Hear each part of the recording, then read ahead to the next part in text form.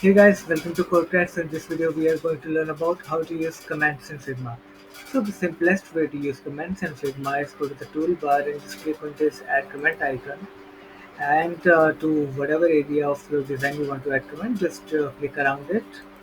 And when you click it, the text input box just pops up, and then you write your comment make the max width of this paragraph 400 pixels, and then you press enter, and then your comments get published, and in this manner you can write your comment. And if the other designer is working on the same file and you guys are collaborating, then the person will just click on this icon, and then he'll be able to reply to your comment.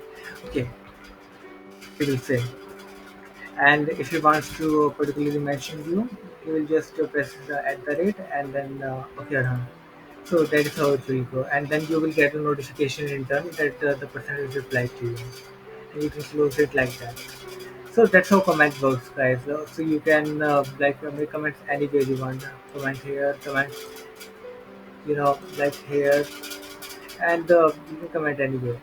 So that's how it goes. And now there's let's talk about the other aspects of this commenting, which is resolving and unresolving. So once your whatever your issue was is resolved, then you just press on this tick mark, and then you see the comment just hidden.